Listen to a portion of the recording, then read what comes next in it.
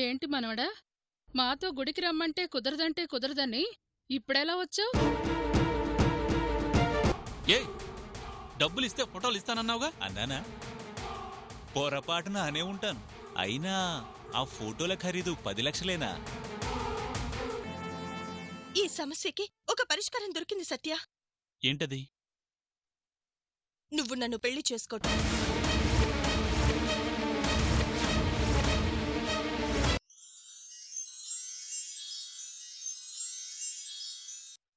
పెళ్లి చేసుకుందాం అంటున్నాను కదా అని పెళ్ళయ్యాక ఎలా అని ఆలోచిస్తున్నావా? చెప్పానుగా మనది బొమ్మల పెళ్ళి అని.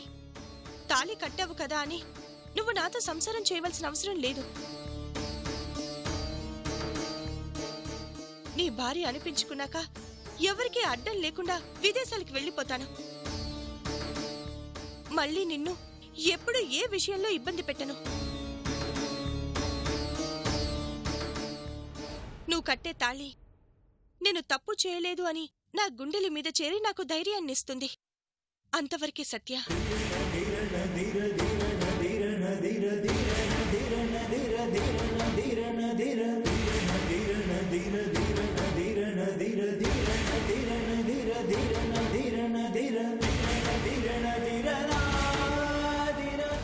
ఈ పెళ్లి జరిగినంత మాత్రాన సమస్య తీరదు. తీరినా నీ సమస్య తీరుతుంది, నాకు సమస్య మొదలవుతుంది.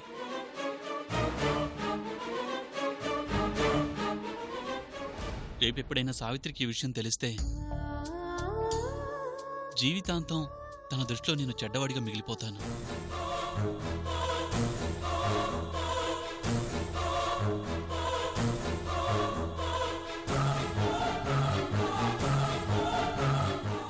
అది నాకు ఇష్టం లేదు.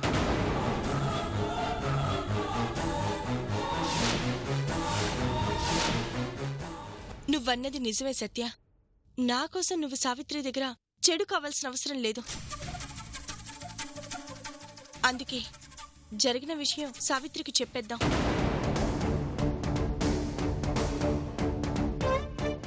అవును సత్య, తెలిసి చేస్తే తప్పు, తెలియక చేసేది పొరపాటు. జరిగింది జరిగినట్లు చెప్తే సావిత్రి అర్థం చేసుకుంటుంది.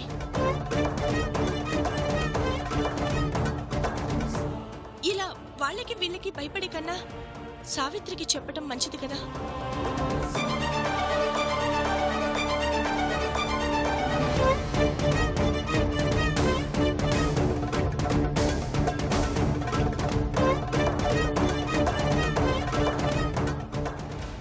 ఏంటి, ఎలా చెప్పాలని ఆలోచిస్తున్నావా? నువ్వొద్దు, నేనే చెప్తాను. నష్టం జరిగింది నాకే కాబట్టి నేను చెప్తే సాటి ఆడదానిగా నా బాధ తనకి అర్థమవుతుంది. ఇందులో నీ తప్పు లేదని నమ్మకం వస్తుంది. పద సత్య, వెళ్ళి మాట్లాడదాం పద. వద్దు, మూడో మనిషి ద్వారా సావిత్రికి ఈ విషయం తెలియడం నాకిష్టం లేదు. ఏమైతే అదవుతుంది. సావిత్రికి నేనే చెప్తాను.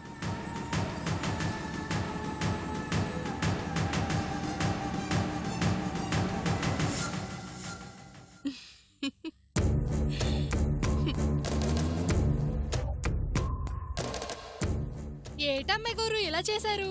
ఈ విషయం అమ్మాయి గారికి తెలిస్తే ఊరుకుంటుందా ఏంటి? ఊరుకోదు కాబట్టే చెప్పమన్నాను. నేను ప్లాన్ చేస్తే దాని పునాదులు స్ట్రాంగ్గా ఉంటాయి. ఇంత జరిగినా అది విడాకులు అడిగింది విడిపోతున్నామని చెప్తున్నాడేమో చూడు. సత్యం మనసులో ఏదో ఒక మూలన అదుందే. ఆ ప్లేస్ని ఖాళీ చేయించలేకపోతున్నా. అందుకే ఇలా రెచ్చగొట్టాను. ఇప్పుడు వెళ్ళి జరిగింది చెప్తాడు. 2 నెలల్లో వెళ్ళిపోయేది 2 నిమిషాల్లో బ్యాగ్ సర్దుకుంటుంది. ఇష్టపడిన వ్యక్తి మరొకరితో మాట్లాడితేనే తట్టుకోలేకపోవటం ఆడదాని బలహీనత. అలాంటిది ఇష్టం లేని వ్యక్తి మరొకరితో తప్పు చేస్తే అతని పక్కన నిలబడ్డానికి కూడా ఏ ఆడది ఇష్టపడదు. నిజమే అమ్మాయి గారు. పాపం ఆ విషయం తెలియక నేనే చెప్తానంటూ వెళ్ళాడు సత్య. వెళ్ళని నా అడ్డు తొలగిపోతుంది. మరి పెళ్లి చేసుకొని దేశం వదిలి వెళ్ళిపోతానన్నారు. అంటానే, అలా అని సత్యని వదిలేసి నేనెక్కడికి వెళ్తాను? దాన్ని పంపించడానికి ఈ డ్రామా అంతా. ఈ దెబ్బతో సత్య నా సొంతమైనట్లే.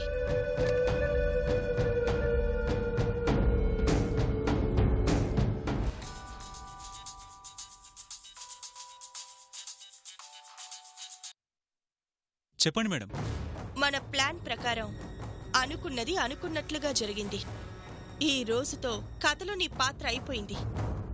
వచ్చి అడిగిన అమౌంట్ తీసుకునెళ్ళు. అలాగే మేడం.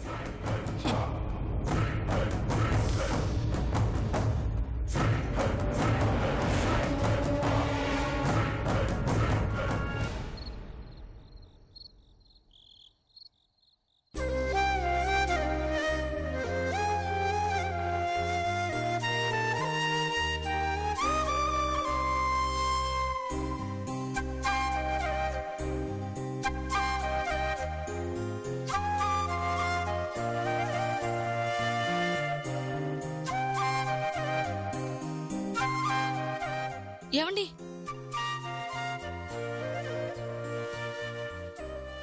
మంచినీళ్ళు తాగుతారా?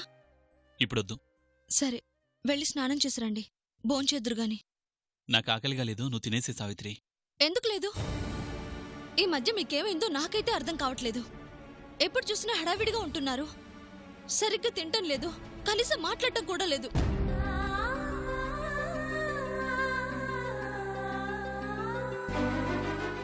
ఏమైంది మీకు? ఎందుకలా ఉంటున్నారు? సరే, అవన్నీ వదిలేయండి. మాతో అర్జెంటుగా పనుందని వెళ్ళి గుడికెందుకొచ్చారు? మళ్ళీ మరొక అబద్ధం మాత్రం చెప్పకండి. మనస్ఫూర్తిగా చెప్పాలనిపిస్తేనే కారణం చెప్పండి, లేదంటే లేదు.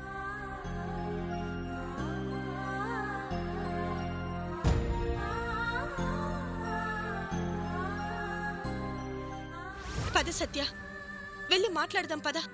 మూడో మనిషి ద్వారా సావిత్రికి ఈ విషయం తెలియడం నాకిష్టం లేదు.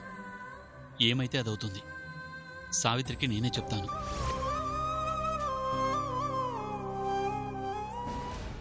కారణం ఉంది సావిత్రి, చాలా పెద్ద కారణమే ఉంది.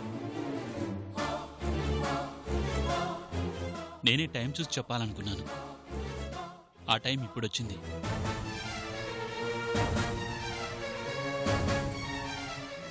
నీ కొత్తగా అనిపిస్తున్న నాలో నీ మార్పు కారణం.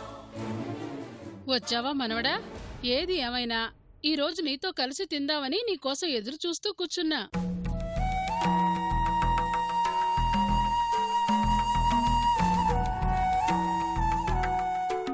అయినా ఇంత ఆలస్యంగానే వచ్చేది?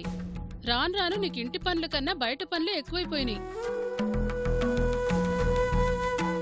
త్వరగా స్నానం చేసొస్తే ఓ ముద్ద తిని పడుకుందాం. ఇప్పటికే ఆలస్యమైంది.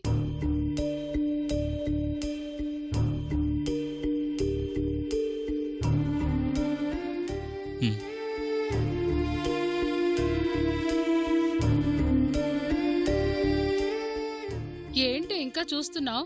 పదా, భోజనం ఏర్పాట్లు చూద్దాంరా.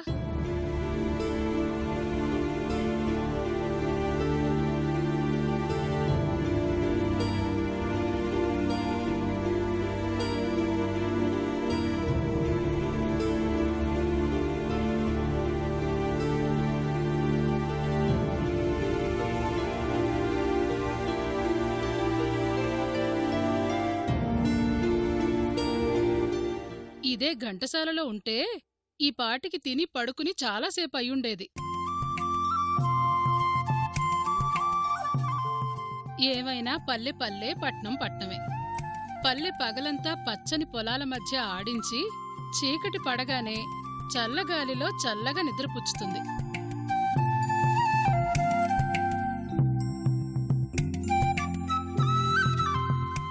అదే పట్నం పగలంతా పరిగెత్తించి రాత్రైనా మీ ఓపికని పరీక్షించి గాలిని కిటికీ తలుపుల చాటున ఏసీ డబ్బాల మాటున వెతుక్కునేలా చేసి నిద్రపుచ్చాననిపిస్తుంది.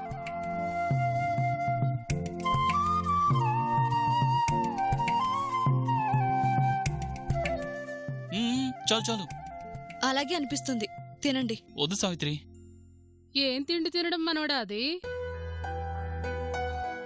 మా ఊళ్ళో పిల్లలు తింటారు, నీకన్నా పిడికడెక్కువ.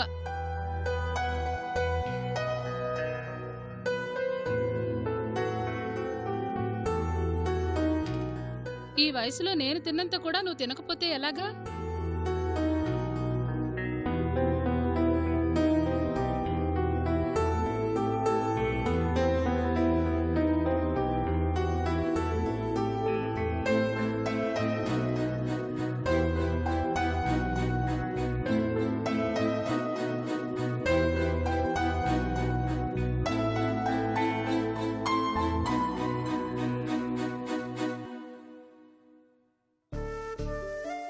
సావిత్రికి ఎలాగైనా జరిగింది చెప్పాలి.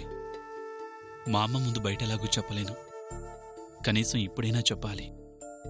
ఛ, ఆయన గురించి తెలిసి గుడికి ఎందుకొచ్చారు అని అడిగాను. పాపం బాగా ఫీల్ అయినట్టున్నారు. ఎలాగూ విడిపోతున్నాం కదా, జరిగింది చెప్తే సావిత్రి అర్థం చేసుకుంటుందా? ఆయనకి 100 పనులుంటాయి. ఎందుకొచ్చారో ఏంటో. బామ్మ బాధపడకూడదని అబద్ధం చెప్పుంటారు. దానికి నువ్వు ఫీల్ అవడమేంటే? ఎప్పుడూ ఇంతే. ఛ, తప్పు చేయటం, బాధపడటం. సావిత్రి ఏమనుకుంటుందనేది తర్వాత విషయం. తప్పు చేశాను, అది మూడో మనిషి ద్వారా సావిత్రికి తెలియకూడదు. నేనే చెప్పాలి. ఈ బాధలన్నీ తీరాలంటే నా మనసులో మాట ఆయనకి చెప్పేయాలి. సావిత్రికి ఇప్పుడు చెప్తేనే మంచిది.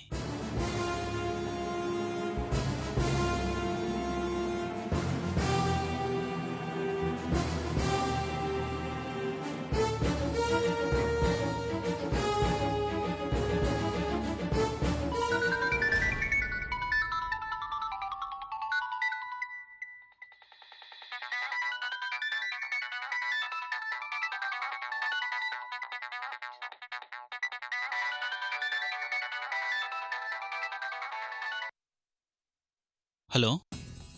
సత్య, చెప్పేశావా? ఏమంది? అర్థం చేసుకుందా? రాగానే చెప్పలేం కదా. ఇప్పుడే చెప్పాలనుకున్నాను, ఈలోపు నీ ఫోన్ వచ్చింది. ఇంకా చెప్పలేదా?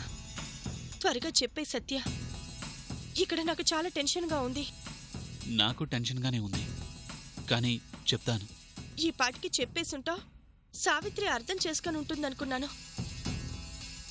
ఇప్పుడు చెప్తాను. లేట్ చేయొద్దు సత్య.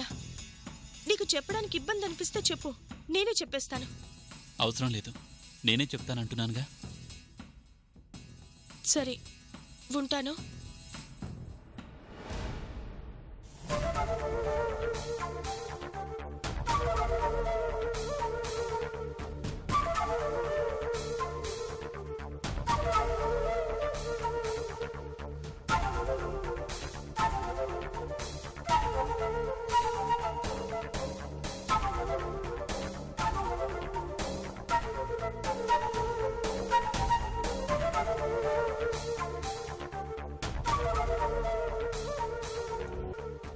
సా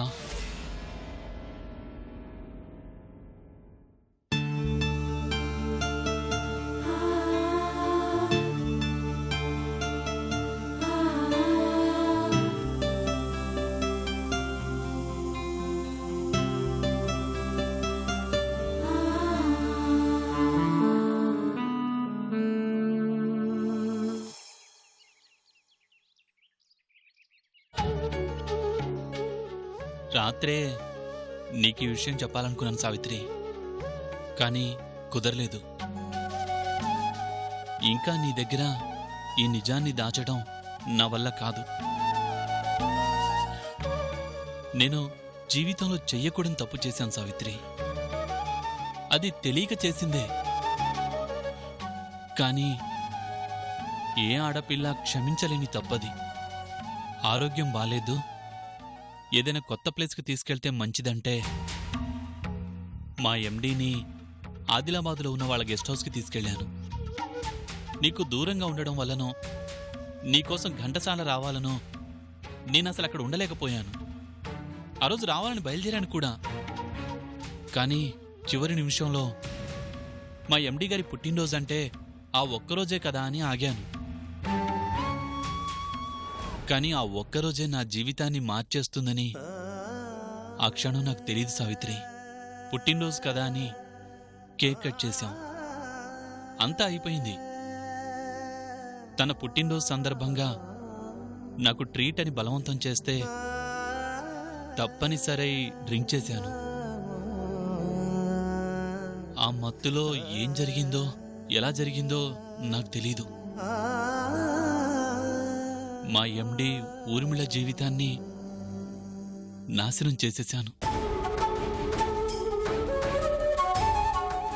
నీ జీవితంలోకి మళ్ళీ వచ్చే అవకాశం లేకుండా చేసుకున్నాను.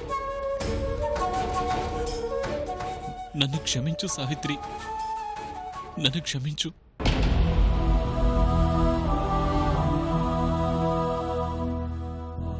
నా మాటలు అర్థం కాలేదు కాబట్టి నువ్వు బోనులో హాయిగా ఆడగలుగుతున్నావు. కానీ ఈ విషయం సావిత్రికి తెలిస్తే తన గుండె ఆగిపోతుంది.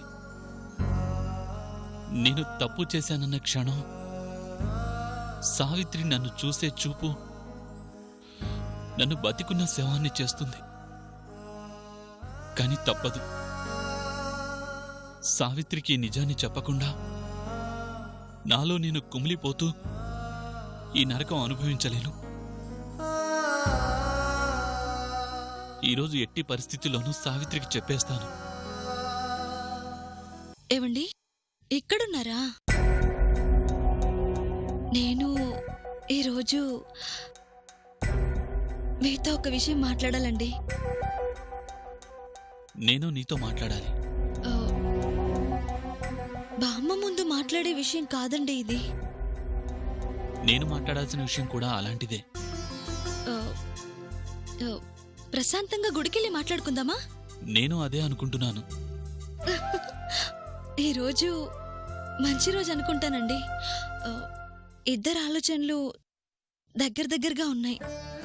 మనల్ని దూరం చేయడానికి మన ఆలోచనలు దగ్గరవుతున్నాయి సావిత్రి. నేను 10 నిమిషాల్లో రెడీ అయ్యి వస్తానండి. అలాగే.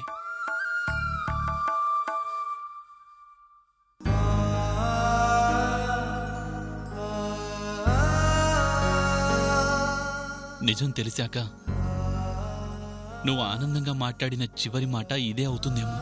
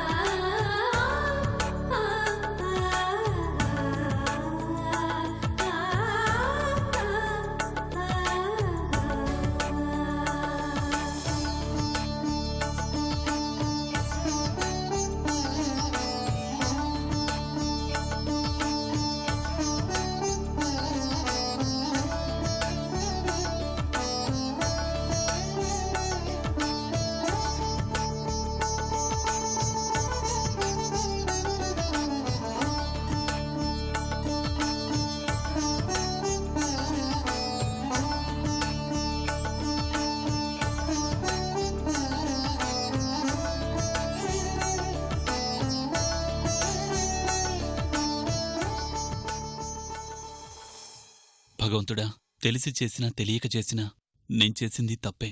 జరిగింది చెప్పాక నన్ను అర్థం చేసుకోకపోయినా పర్వాలేదు, అసహించుకోకుండా ఉంటే చాలు.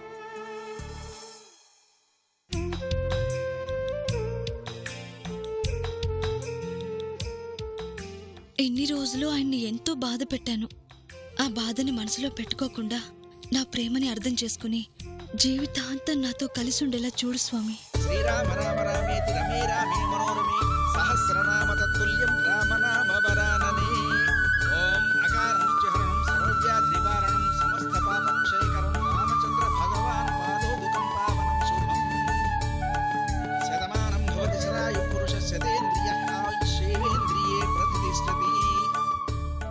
సుపుత్రా ప్రాప్తిరస్తు, శుభం భూయాత్.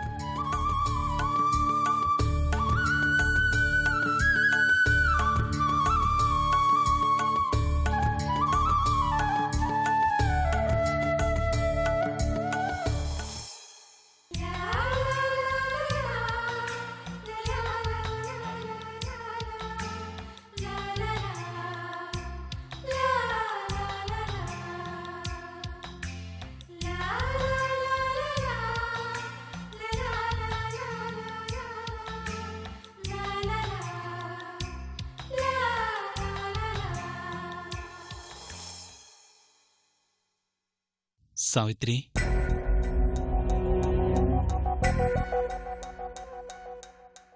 మాతో రానని మీరు గుడికెందుకొచ్చారని నిన్న నువ్వు అడిగిన ప్రశ్నకి నా దగ్గర చాలా పెద్ద సమాధానమే ఉంది.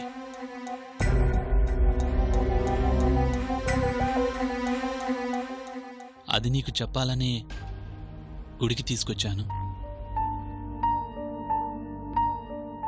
అసలు దీనంతటికీ కారణం తాగిన మైకంలో సత్య చేసిన తప్పు గురించి, తనని నమ్మి తనతో వెళ్లడం వలన నాశనమైన నా జీవితం గురించి, పెళ్లి కాకుండానే శీలం పోగొట్టుకున్న నా గురించి.